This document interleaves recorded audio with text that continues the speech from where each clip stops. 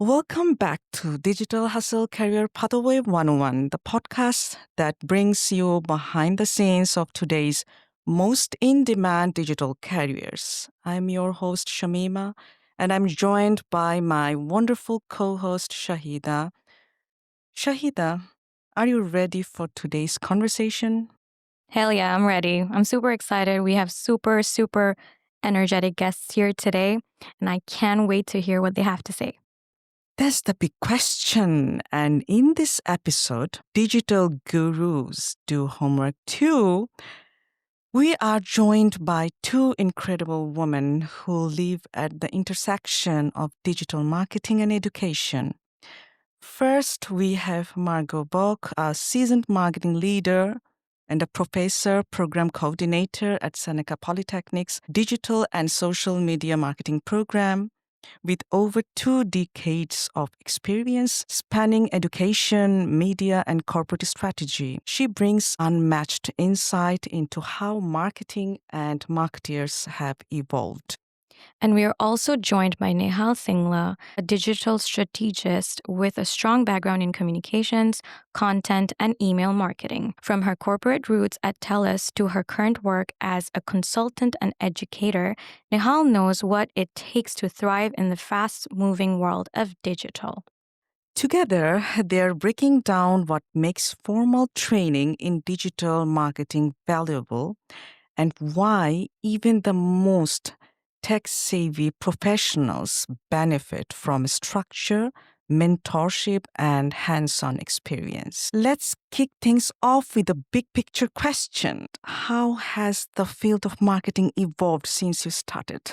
So back when we were using, a stick and chisel to put up billboards, I love to tell my students that I've been around since, the internet was born. But certainly I have been around since we started using the internet for marketing purposes. And certainly it's a different beast that as marketers who were using traditional media in our promotion, we didn't understand. We just sort of put up what we had onto a digital platform and expected it to do the same job. It was just another portal. We didn't understand that it was a different beast and people behaved differently. And it was something that was going to allow us to have a conversation and build trust. So definitely that learning how digital plays into that role in marketing has been sort of an ongoing evolution. And it's like the technology moved faster than our understanding. So we have also Nehal here. Nehal, you'd love to share yours? Absolutely. Thank you for having me. It's a pleasure. I forgot to be polite. Thank you for having me. Yes, And it's a thank you, pleasure, Shahida. having both of you here. Hey, one of the things that really evolved with marketing is that digital, from being an afterthought, kind of became a part of the big meal or part of the bigger component. Margot can probably speak to this as well. Media buying shifted drastically, especially with the introduction of digital. One of the things that really propelled, at least in my experience, this change was the pandemic, which was a difficult time for a lot of reasons. But the marketing mix and the channel choice really shifted drastically towards digital with that lack of possibility of going out, the experiential, or, really going into spaces. So now you were really spending a lot more of your time online. So that's some of how I believe that it's progressed. But it has consecutively always been a part of the marketing landscape. It's just grown so much bigger in recent time. On that note, I would like to also ask more about like the transformation, right, happened due to this digital and social media exposure to everyone out there. Like, all the people are using Facebook or Instagram, YouTube. So that kind of mindset is there that they know how to use the media, and that's what digital marketing is. But what do you think that should be when using any digital media, the formal learning need? As I mentioned earlier, it started when, we had the internet as an opportunity to have another promotional platform. We, as a marketing industry, we assumed that we would just post whatever we did in other forms onto onto the internet, onto our websites, and then onto our social media. And we didn't really understand that people interacted differently with it. They're in a different headspace. They're in a different mindset. And, just because I like to drive a car doesn't mean I know how to build one, right? Mhm. So that is sort of what I see as because everybody uses social media, they think they're an expert in social media, but Mhm. they're an expert at being a consumer in social media, not in putting the right thing in front of them. So when we go into our digital strategy course or our capstone course, or when we start to get our students to look at it from the business side, they Mhm. didn't even realize what they've being served. They don't even realize the things that went to them. They think it was all them. And really just understanding that you need to come out of that consumer mindset to see things from the back end, to know how everything fits together. Now, you're not going to, keep your employees employed if you only interact on social media. You've got to bring them back to a place where consumers can part with their money. If you only see social media and likes as a way of making your product popular and you think that's going to ultimately make you money, that's not going to do it. So understanding what you like about being on social media is amazing, but that only represents you as a target audience. If you're going to be a marketer in that space, you need to come out of that space as a Yeah. consumer and figure out how other people think. You need to understand how they interact with the media. You need to understand what type of content they want to see. And you need to understand how to build a relationship with somebody, not just keep posting stuff because you saw it and you thought it looked cool. So I think from people in the industry who just kept going with it as another portal until we started to understand that we had to look at it as a different beast, and from students who see it as something they're already good at, so it must be easy, I'll just keep going and doing that, understanding they have to come back and understand how everything knits together to be able to intentionally build a strategy that's going to help your brand go further. So, do you think formal education is important or people can just learn on the job?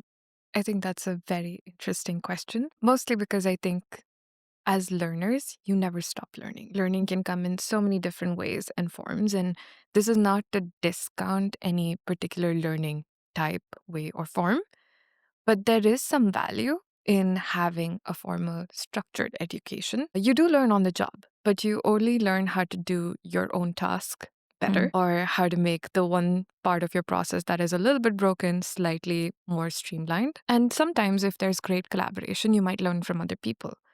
But when you go into a formal education structure, what that gives you is it increases your exposure. It increases your exposure to different streams, different parts, things that you might in the past have felt uncomfortable with. Like we've had students who'd come into this program say, I am terrified of picking up a camera because I know I take terrible pictures. Or we'll have students who just don't like the numbers of it all. They want to do social media and they want to do digital marketing. They like the creative element of it. They like the strategy, but they're scared of dealing with the numbers. But you can't refine your strategy if you don't understand what's happening, right?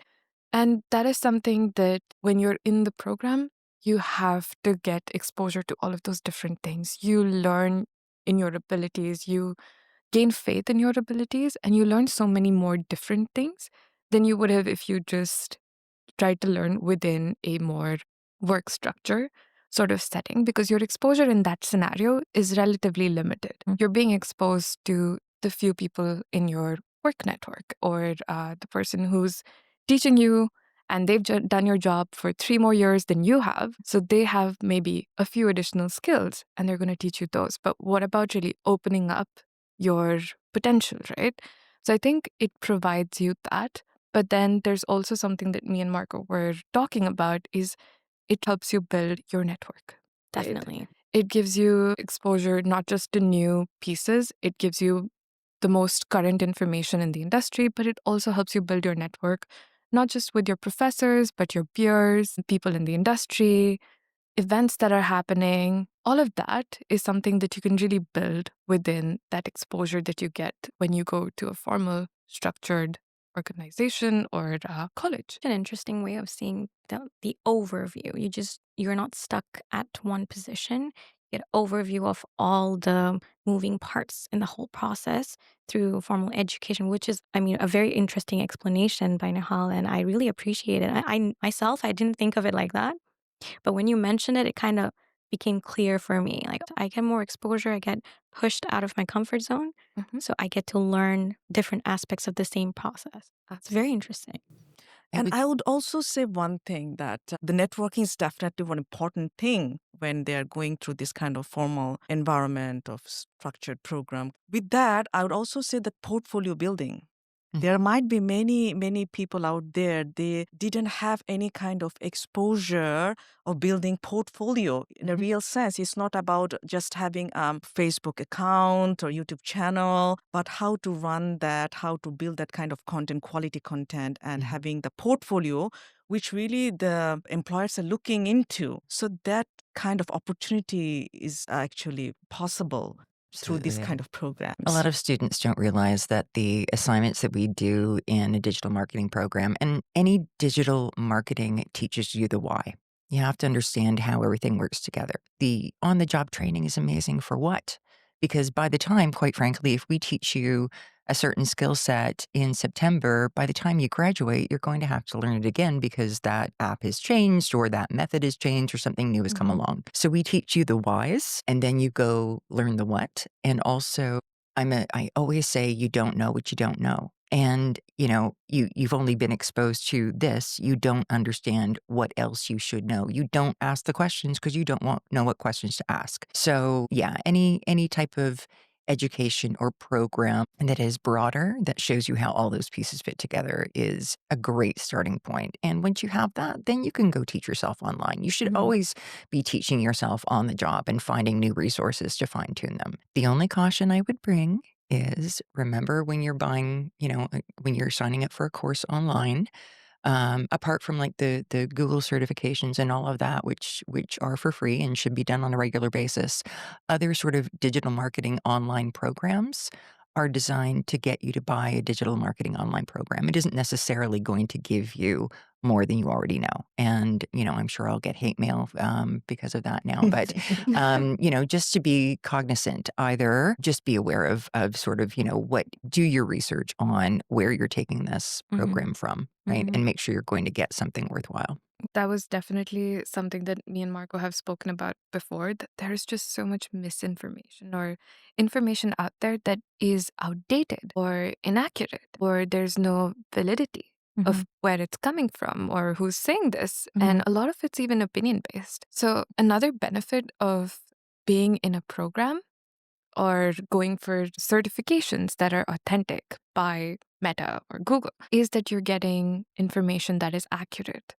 So it's easier to learn something new than to unlearn something wrong and then learn it again. So that's always one of the focus, is to make sure that when you're building those learning opportunities for yourself, like Marco said, do your research, because there are things out there that are outdated or will not give you the right information. And one of the things that Marco has said to me before, which has always resonated, is you can learn something online, but then you don't know what the next thing to learn is. It doesn't tell you where to go next. The pathway is unclear. The pathway is unclear. Maybe you'll read something about how to write a great blog, but then where do you go from there?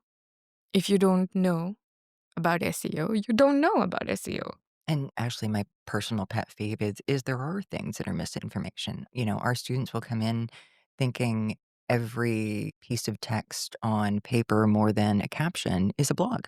And that's not right. And students will come into our classes thinking everything that's posted on social media is content. And it's not, it's a post. There's nothing to build a relationship with your consumer there. So, and to Nehal's point, like the misinformation, I've had students sit like in my classroom where a term came up that they hadn't remembered learning from first semester, or they skipped that class, or they were sleeping or doom scrolling. Who knows? I don't judge. Yes, I do. But I do lovingly. But the point was they automatically went to AI to Mhm. figure out what I was saying because I wasn't explaining it fast enough. And AI got it wrong, surprise, surprise. And just for those wondering what it was the term programmatic. And what AI told them programmatic was incorrect, as AI often does. I'll go to AI for examples and they'll break it down into, a strategy, a tactic, and whatnot, and they get it wrong. Yes. So, Mm. we absolutely, this sort of is veered into AI conversation, but I'm Mhm. just saying the sources that people go to, you know, are you in a position to evaluate if that's an accurate resource or not? And that's why if you start with something formal, then you know the right questions to ask. You know how to take your own education further. Mhm. AI is still a learner as well. AI does not know everything. Mhm. Still, So it's learning from our mistakes and by teaching us wrong things. Learn. And it wants to please you. It wants to tell you what you want to hear, which is Yes. not always the best thing for you, is it? This was actually a follow-up question regarding the credibility of online courses such as Hootsuite and Google Analytics and Salesforce. So I think we already covered it, but if you had to shorten, and any of you can answer, shorten and send a message to all the listeners who are thinking or who are like on the edge of, should I take this course or should I take a formal course or not, or should I just take a shabby online course? It should be fine. So if you had to tell them something, what would it be? I think for that is this very interesting concept that we've been talking about lately is building PLNs, and that's building a personal learning network. Now, when you think of learning, most of us think of, oh, I'm going to go to the library or I'm going to go online, look it up on Mhm. Google, maybe AI now. But that's what we think of if we want to learn something new. But building a personal learning network kind of is bigger than that. Your learning should never stop. So, yes, formal education is one part of your learning, but these certifications, like Margot said, they keep you up to date. They keep you up to date on platform changes. They teach you about tools. They teach you so many essential things. But also learning from other individuals becomes a part of your learning network as well. So, following credible sites, following credible resources, blogs, podcasts, and especially going beyond that self learning and engaging with other learners is what really grows your learning. So I would say that there isn't really a one size fits all. You're going to find the right kind of learning for you as you explore all of your different options. But there is some value to, like Margot said, starting with formal because it gives you that structure, Yeah. right? It gives you a structure, it gives you an exposure to a lot of different things.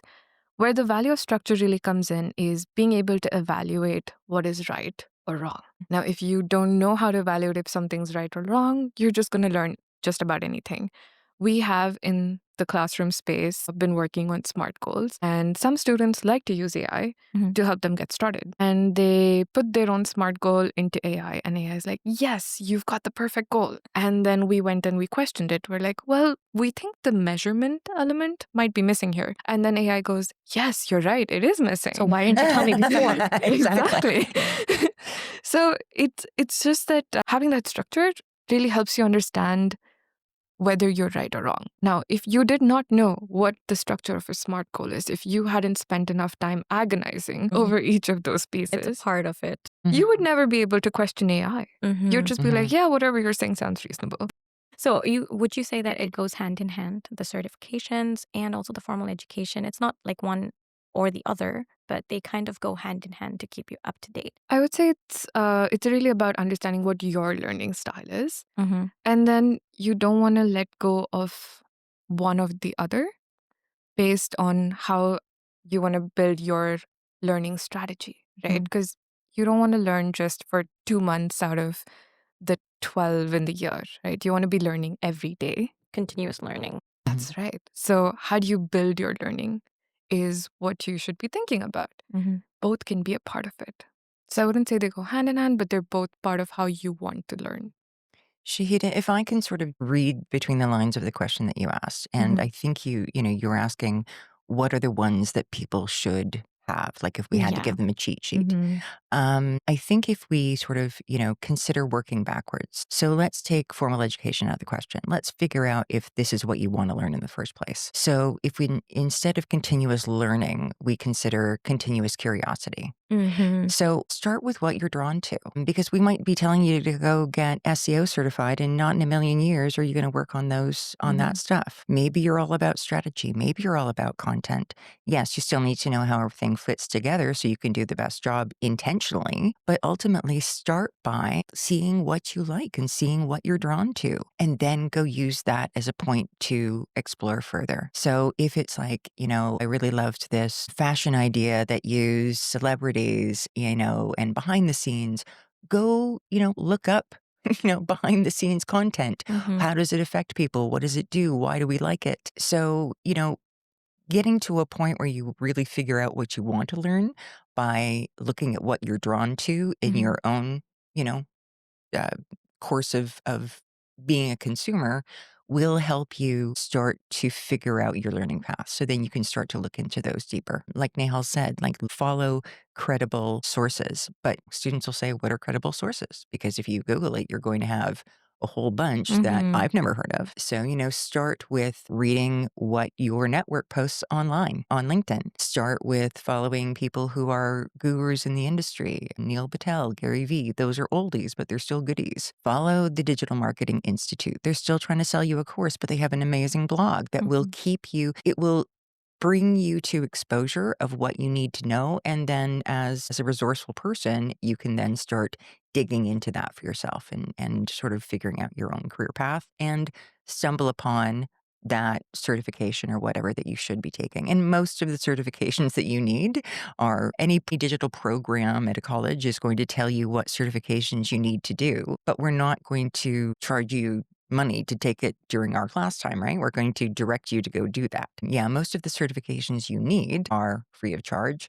Anything from Google, anything from Meta, Hootsuite, HubSpot, they have both great blogs for introductory, like understanding how everything works. So those are some actions that people could take today to figure out what they want to figure out. And then understanding that formal gives you the why.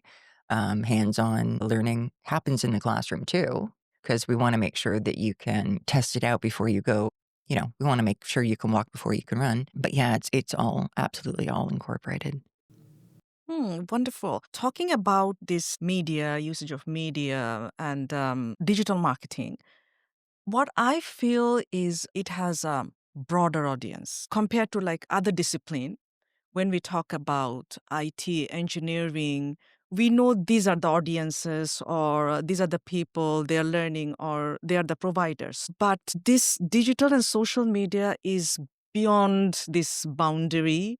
Like everyone, no matter whatever the profession, people are using this media, right? So there is a need for that kind of understanding that we shouldn't expect that all the people they are using it from the same background, so from the same work experiences. So, in this point, why do you think it's essential for learners, regardless of their profession, to understand digital and social media marketing?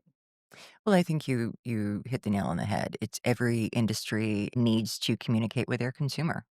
And we know that every consumer is on digital platform of some kind. So it gives you what digital marketing gives you is the ability to reach your target in the right mindset at the right time and get to your specific market so you're not spending money on reaching consumers who are never going to have a need for you. And like every industry needs accountants and every industry needs people that, clean up the offices. Every industry needs marketing, and this is that sort of extension of, its place part of marketing through e-commerce. It's all about the promotion. It can be about the product in terms of, we learn what next we should develop by that two-way conversation. So, I mean, and that's the beauty because every business needs marketing and digital media is just that, extension of connecting with consumers and building that relationship. That's the beauty of it is that you can have a passion for, horse riding and find a business that needs social marketing.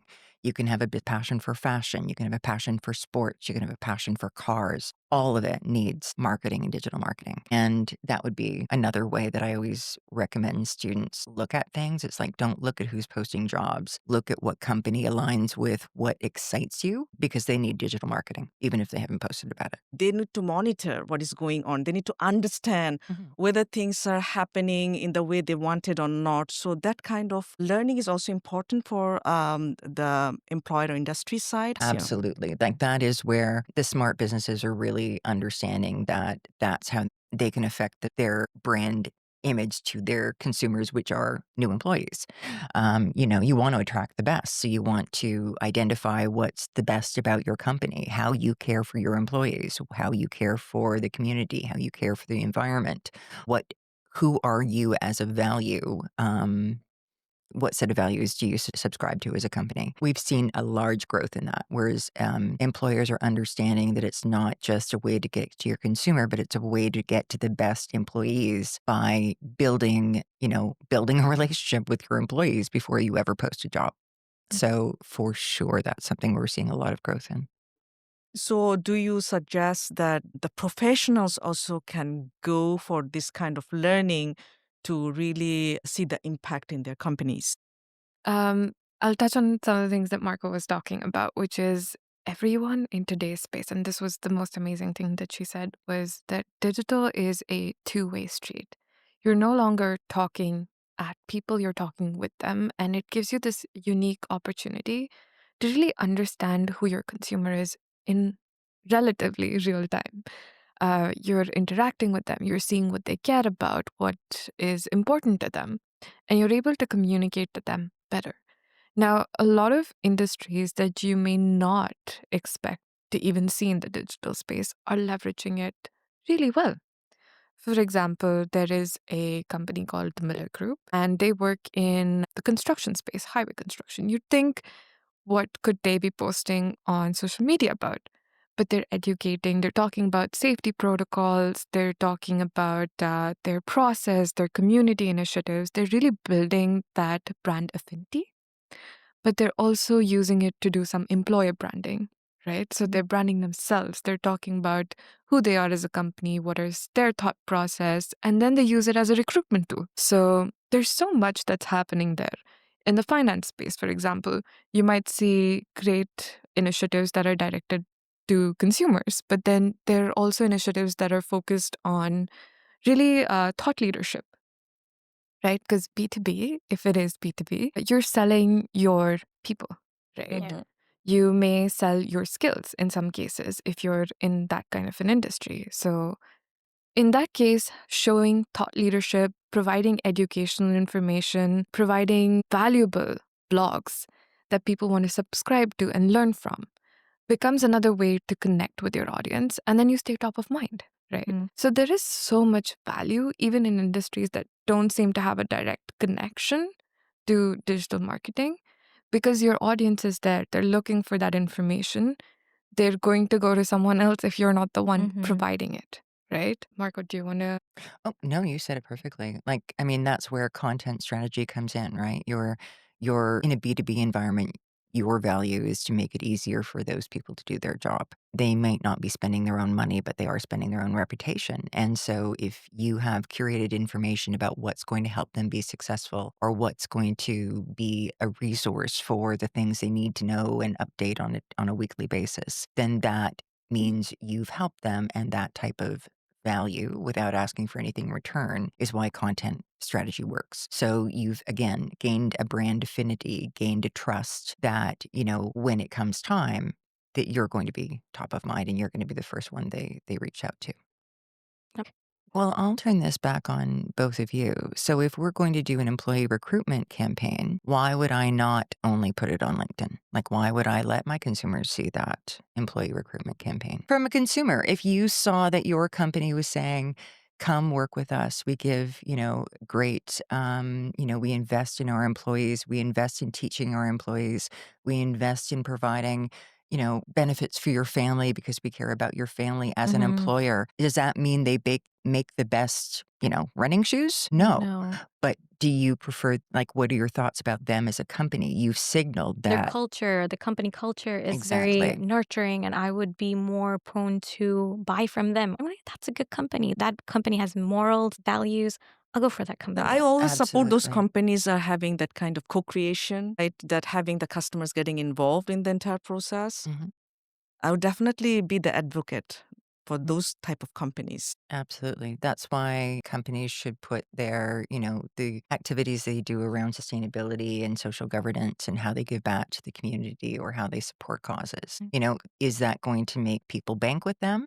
Possibly. Because if all the banks are doing the same thing, if you all get the same interest rate, if you all have the same banking hours, if you all have the same benefits, then you're going to choose a company that aligns with you, the brand values you have or the values you have as a human being. So that's why digital marketing allows us a more in-depth conversation because, you can go down that rabbit hole. If you're driving past a billboard, you get, a snapshot, and please don't go down that rabbit hole via Google if you're driving past a billboard. So, yeah, it just allows us to, but also digital allows people to speak in exactly the way that person needs to be heard because we just keep feeding them information and they take the path they want to go. We just need to be there at the time. At the time, they need that information and provide them exactly what that is.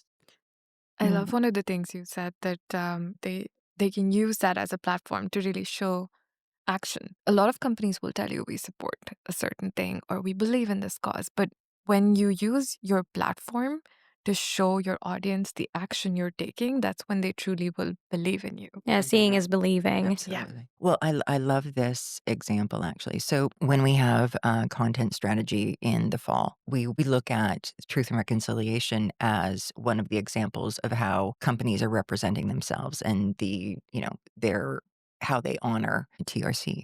And so when we look at social media, we see a whole bunch of people posting orange. Great. Good. You checked off a box. You could read a calendar. What does that mean? Nothing. And forgive me to those companies who do that. And I guess it's good that you did that. Couldn't read a calendar.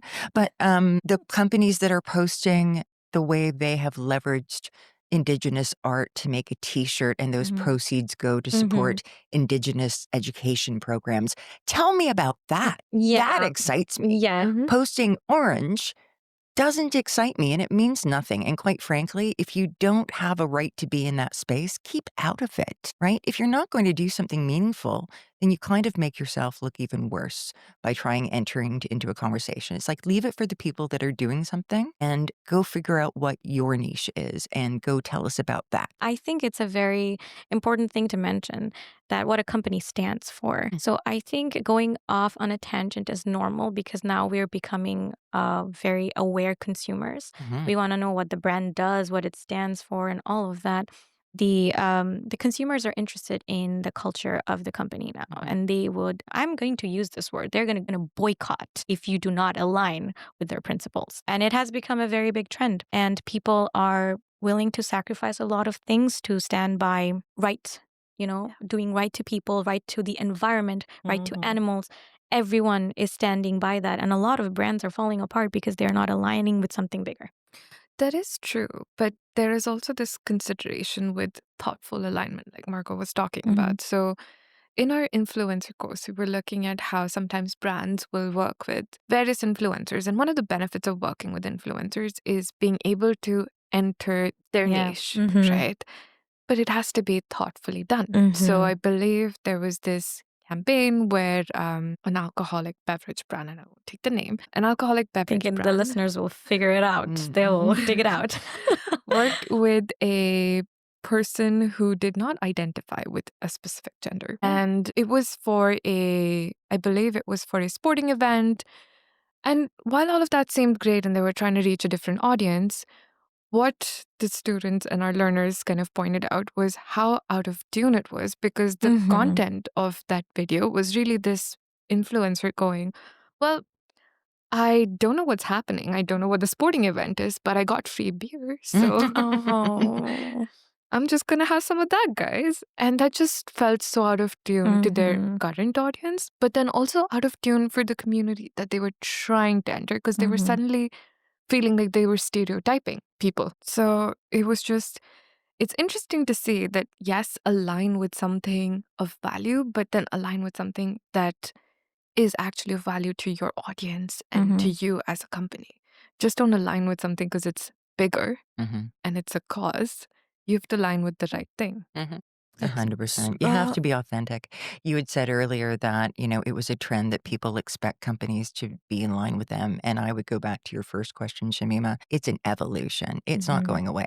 It's a non-starter. It's the cost of doing business. Either you give back to the people that give you their money, or you give back to the community, or you give back to a cause that aligns with what they care about, or you don't get their attention at all. And if you don't get their attention, somebody else will. Exactly. We have uncovered a lot of potential of digital and social media marketing, but now comes to what are some of the biggest challenges businesses face in digital marketing today, and how can trained professionals help to solve them?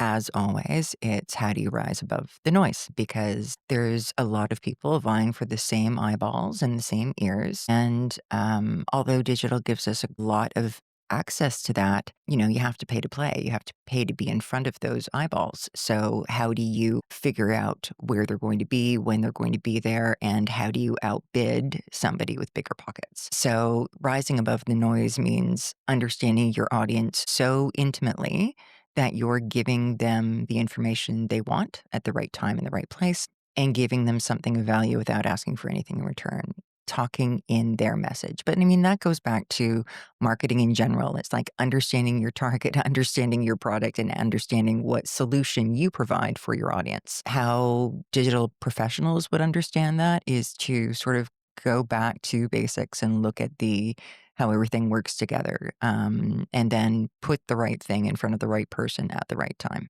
and be authentic in your information. I think the challenge AI has allowed us to do things and create a lot of content very quickly, which is great. But AI is a starting point. The trend, it's always a pendulum, right? When you have a bright, shiny new toy, then everybody uses it until it's, not very effective anymore. And so where AI should be used as a great tool to brainstorm and get a lot of ideas, stopping at that point means there's a whole lot of very shallow information out there and people just don't trust it anymore. So being a brand that's recognized as humanizing that content and being of real value and being in depth and not just, if people read something that if they didn't already know, they wouldn't know how to turn on their phone, just because you've written 250 words on it, that doesn't mean it's actually a value.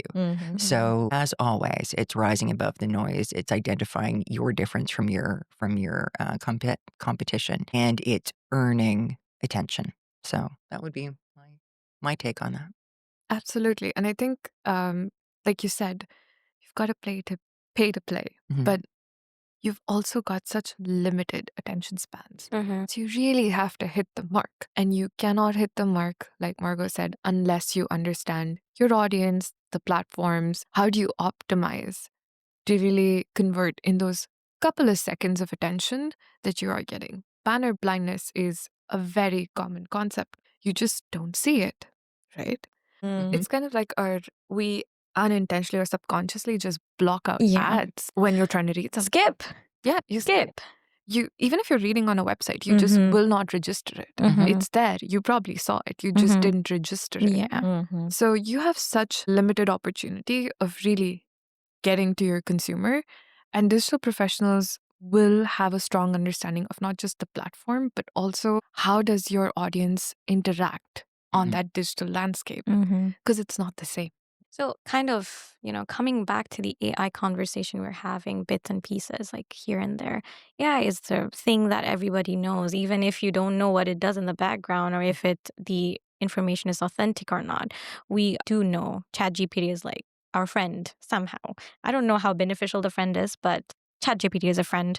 So, how should you think that because learners are using it so often, and the question arises that how should learners today future-proof their skills in terms of like influencer marketing, community-driven branding, which is done through AI? This will be very shocking, but I know that both me and Margot are big advocates for the use of AI. But don't trust it blindly. Know Mm. how to use AI. Everyone thinks writing prompts is easy, but it's not. That's a a whole skill. course in yourself. You can use AI, but you should know how to judge AI before you use it. Because it's going to give you anything. And if you cannot judge if it's right or wrong, if it's helpful or not, you're basically putting bad ingredients into the blender and expecting a great smoothie, which is not going to happen. So one of the things that people feel is you can trust AI because it's got all of these answers, but remember what's feeding AI. Everything out there. And we know not everything out there is It's trustworthy. true, yeah. There are enough conspiracy theories out there. You don't trust them all, do you? So before you trust AI, remember what the ingredients going in are. It's your prompt. It's the information that's out there. You have to be someone who can use AI well to effectively use AI. So there is no such thing as future-proofing your skills because you have to keep learning. You have to keep growing your skill set. Being able to use a tool effectively, like if you put a pair of hair cutting scissors in my hands, they're not going to get you the result you want. But if you put them in the hands of a professional stylist, you get a great result. It's just a tool. Quite frankly, sometimes it saves you time and other times it costs you time because it's like, I'm trying to get something out of you and I Because just that wasted time 10 minutes. it's learning from you. Yeah, It's not exactly. teaching you anything. Exactly. It's like, thank you very much. Check's in the mail. But yeah, so sometimes it helps us be efficient. It's like a calculator. And the reason we teach it is because we know that once they get out into the workforce, other people are going to be using it. So how to future-proof yourself is how to use it as a tool, as a starting point, and go make it better. Also recognizing when that starting point is not going to help you and repairing how badly it was broken is going to take you more time than anything else. So in terms of future-proofing yourself, if you're using AI in your job, so's your competition, so's the person sitting in the next office. When you use AI in my classroom, so did the person sitting beside you. And look, you both had the same example that I've never heard of. How interesting is that? But when we teach you to use it, teach you what the props are, then we have if we felt like the printing press, I'm going to go off on such a tangent here. If we felt like the printing press gave us the ability to disseminate more and more information and it got us to the next stage in our development as human beings, if we felt the internet gave us the ability of communicating, the telephone gave us the ability of disseminating so much information far and wide, then AI just allows us to go deeper into that information by giving us the tools to do it faster. So now that I've got my starting point, which was going to take me 3 hours to come up with an angle on this, now it's spit out 12 different, angles I could take. Now I can take it further. Now I can really go deeper. Now I can do something more meaningful. Because remember, we're having conversations with people. We're not just, spraying and praying. We're not just spouting a message or a good, commercial jingle. Now people want to have conversations and that requires more in depth. So AI is just the calculator, right? The rest, we future-proof ourselves by being intelligent people that can have conversations and ask those questions, be curious. Margot has a love-hate relationship with the AI. I do. I think I actually read this somewhere else, but I think it really would hit the thing that you said, which is you're scared that AI is taking your job. It's not. You're not competing with AI. You're competing with someone using AI. So are you really worried about AI taking your job, or are you worried about someone else who can use AI better than you taking your job? And Oh, in that's that so case, good. I'm so jealous you said that. what's your solution? So it's always important to remember that it's a skill you're learning and you can learn, and it's not going to cost you your job. What's going to cost you your job is your inflexibility to learn. I learned really early on, I'm smart enough to know I know nothing. And that has been my greatest mantra, is just to play dumb and figure it out. I don't care if I look like the dumbest person in the room. If someone uses a word, I'm like, oh my gosh, that's so cool. Save me from looking it up. What does it really mean? And they kind of look at me going, I can't believe you just asked me that. It's like, well, why wouldn't I? I want to learn. And it's like the look on their face is like, I'd never be so vulnerable to tell people I didn't understand a word. And it's like, oh no, No, it's usually said that if you're in a room full of people where you are the smartest, you're in the wrong room. So I believe that, and I try to follow and try to be in a room full of people who are way smarter than me and ask dumb questions. So, I evolve. Yeah. So, coming back to the conversation again, we are talking about the skills like how to use the AI. Is there any other skills you'd like to mention that digital marketing professionals stand out to the employers? I'll jump in quickly with, Yeah. what's passionate for me, and that's understanding your consumer. Mhm. So, in our program, we added a whole course in consumer behavior. A lot of us can read people really well, and that's awesome. But if you take, if you do come out of the industry, or if you want to start somewhere, start by reading up on why people do the things they do. Look at the people that influence them. Look at their spheres of influence, their groups, their culture, the things that influence how they perceive what you're saying, because understanding your target is absolutely step one. There's no point in creating content until you know who you're creating it for. There's no point in figuring out you want to reach a target until you understand what other things are interesting to you so that you can be where they are when they're searching for their passion. So, yeah, I'd say when employers are looking for something that sets you apart. You all took SEO. You all know how to make a infographic. You all know how to make a video. Then the difference is, that person that has that ability to read a consumer and knows the process to go by doing that. So my first thought on, what do employers look for? How are you going to, separate yourself? Your ability to understand your target. That is like first step in anything. You can teach people to do lots of things. Natural interest, curiosity, and intuition about how people operate, how they think, and why they do what motivates them to do the things they want to do.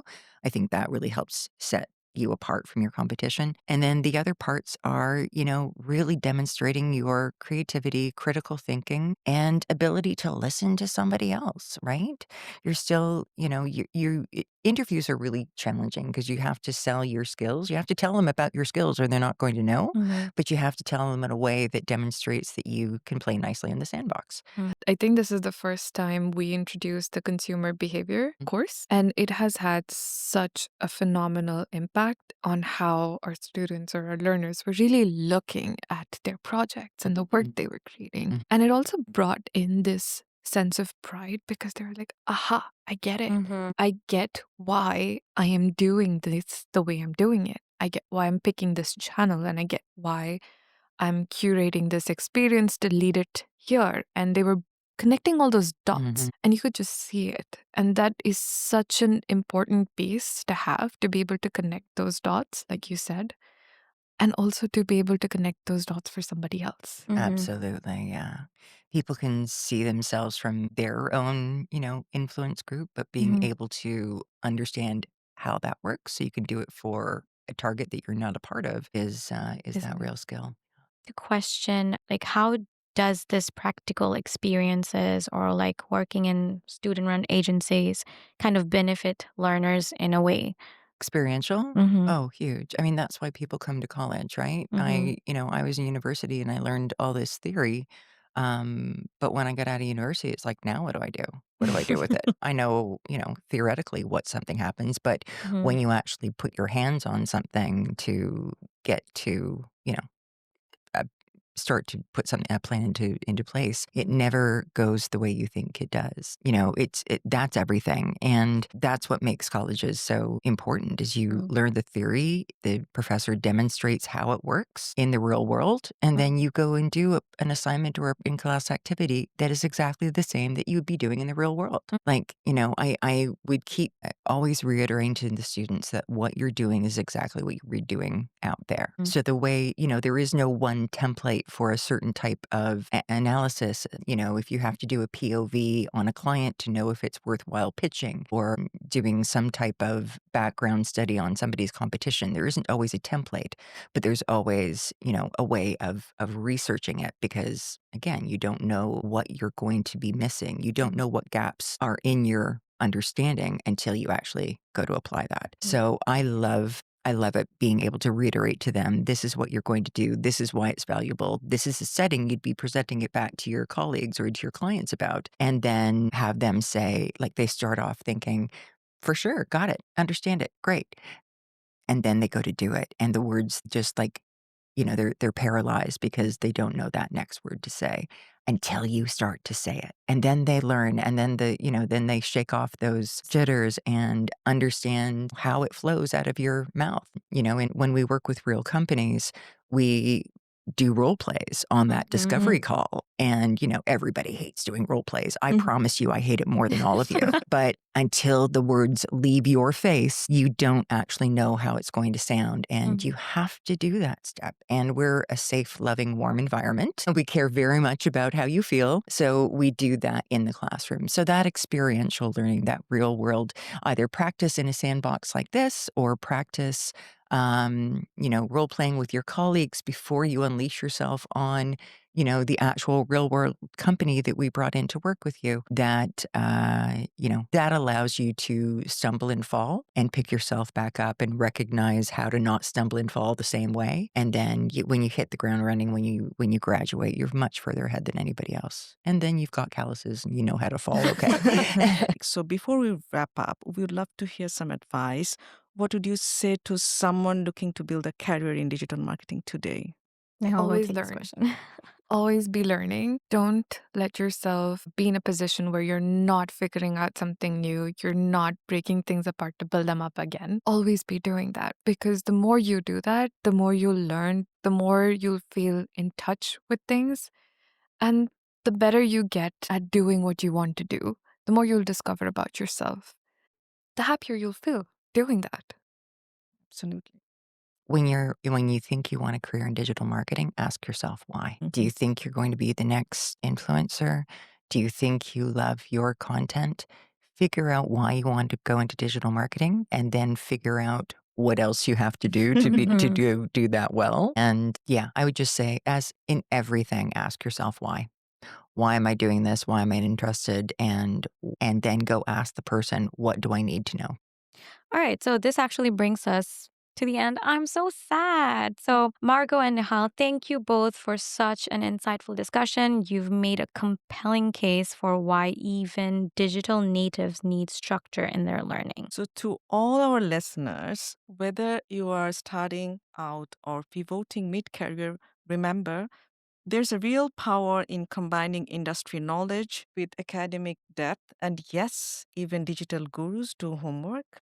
So that's it, guys. Stay curious and keep learning. And don't forget to subscribe to Digital Hustle Career Pathway 101 for more insider career insights. So until next time, keep hustling, keep learning, and keep growing.